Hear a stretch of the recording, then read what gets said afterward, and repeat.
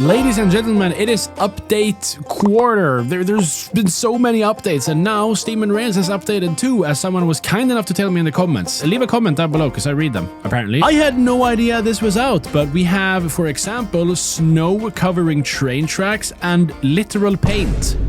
And a paintbrush in Steam and Rails. I'm gonna go through all of that and more in this clipboard. So starting off, we have deployers can copy train names to and from name tags. I'm making a little test track here so I can try out these features. Huge moment for train enjoyers. Let's give this a name. Shalz. Oh no, that's not. So this drives? Yes. And if I get a deployer with a name tag, I'm guessing I can copy to and from. My name tag is empty. Does that mean it's gonna take, well, in this case, the name Shalz? Okay, it touched the train. And now if I bring it out, it's still name tag. I'm gonna guess it has to touch the station then. That would make a lot more sense. So like if a train, the Shalz train goes into here, it says Shalz. So if I then put you here, I feel like this is gonna take the name. Oh. Yes! It did! Let's rename this. Bullshit. Let's see. Boom. Bullshit! Up on here. Now controlling bullshit. That works. I am trying to think of a use case for this, and I believe we can use display links to see what trains are on the station. Train station summary. Yes. Oh, hell no. Oh, bullshit! There we go. So if this is the train going towards bullshit, it makes sense for it to be called the bullshit train. But then once it's reached bullshit and is going back, well then it should change name right to the station it's going to now. And that's where I think this feature will come in handy, because obviously you only want it to be called the bullshit train while it's going towards bullshit. I realize now that giving it the name bullshit was a bad idea, because it was a lot harder to explain what I'm thinking, but hopefully you understand. Let's just move on. I'm gonna lose it. Moss and snow can now encase tracks. That's what I showed you in the intro here. We have a bunch of snow on the track. Basically, you just right click to encase train tracks with blocks, and now it's possible to do it with moss and snow. But you might be able to notice here the snow covering the track is a lot lower than the moss covering the track. That is simply because you can right click to make it low as well, which is what I did with the snow. Very nice. And that also means if it's snowing, the snow is gonna fall on the tracks like this. There's a new command, SNRC identify train. If you write this command while, I guess, looking at a train, I get the name, which is bullshit. I get the UUID, and it's also owned by unknown player. Actually, I don't know why it says unknown player. Could that be because I used the name tag with the deployer? Because I was the one to assemble it, right? Let me just retry that. Is it mine now?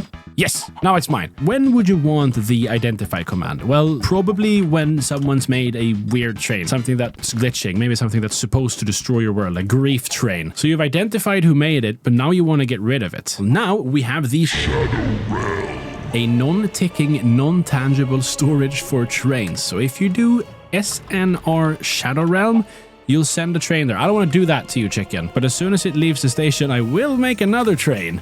Boom. This is as simple as a train can get, but it is assembled. And if I then do SNR Shadow Realm, banish, kill, or restore. So I'll just banish. Oh, wait, no. I have to write out the train. And they're going to crash now. I did not. So I need to do the identify train command first. Copy ID and then banish this train. Okay, I've banished it with the key 1, 2, 3. So if I then do Shadow Realm restore. Yes! And then you can send it back. There we go. 1, 2, 3 is back from the Shadow Realm. Obviously, this is meant for admins, but I'm going to give myself a wrench and then add the NBT tag Shadow Hammer 1B. Boom. And now if I sneak click with my wrench, it autofills the command for me. There you go, banish to the Shadow Realm. So admins on create servers can now fly around with a wrench and ban trains as they go, or just killing trains in your single player world if you hate yourself. If you hate trains. 1 page done, 3 more to go, and we're moving on to Pallets Plus. I didn't know Steam and Rails added this thing here, pallets, but there is a lot going on. In this update, they added 60 new colors, new loco metal blocks, ladders, windows, more. So this list is very long. For example, we have a pink folding loco metal door.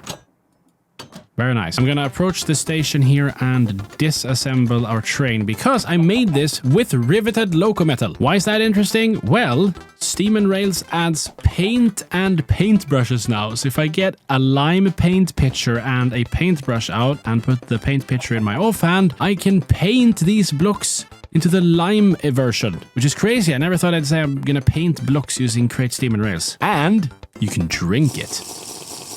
Yeah, well, you can, but you'll die. And yes, I hear you screaming, oh, Shalz, how do I get the color? Oh, don't worry, I'm gonna show you. Mixer with enough speed, and then it's clay and water for every single color. I'm not 100% certain here. Actually, let's get a bunch of basins out and just see if it works on all of them. How do I make turquoise paint? Turquoise is not a Minecraft color, right?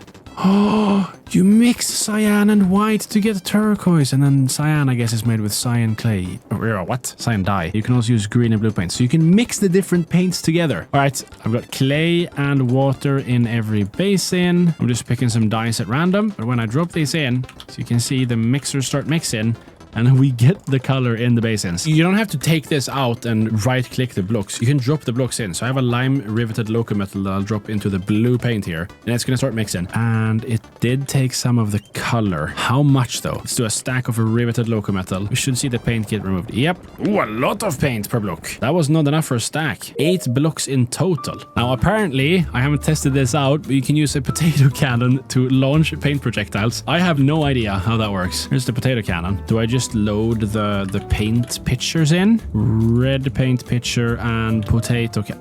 Oh, look! It shows the red picture. And let's shoot the paint. Just a blob. Please tell me that paints the blocks. Oh! I killed the chicken. Holy fuck. Wall.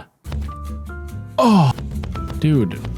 Minecraft paintball with Steam and Rails. I'm gonna make cactus. Black paint, I guess, for the goggles. Oh! Oh, no. Please don't show this to cactus. I honestly don't think he will ever talk to me again. Okay, and then sandpaper can be used to remove the paint. That makes sense. Ooh, there is a sandy paint picture. Does that do the same thing? Probably, but let's... Yeah, sandpaper removes the paint. Can I shoot the sandy paint picture then? I can! They've made some changes. One of them is that smokestacks can now be placed with a variable height similar to whistles. This is a very obvious self-explanatory addition. Steam whistles can be stacked like this. And now you can take smokestacks from Steam and Rails and stack them in the same fashion. I showed this to Cactus and he said that apparently there were add-on mods that added this functionality to Steam and Rails smokestacks, but I'm not deep enough into the Steam and Rails lore to know if that's true or not. But if that's a thing, rest in peace add-ons, because it's now in the main mod itself. I love Create, dude. I love it. Finally, we have some fixes, and there were many, most of them seemingly pretty boring and very specific cases, except for animated flywheels finally spin at the correct speed. This is not something that I have noticed before, but when you place a flywheel on a train, it rotates with it. And I guess it didn't spin with the correct speed before. And considering this had finally, I'm gonna guess this is something they've received complaints about many times. Let's see if I'm correct.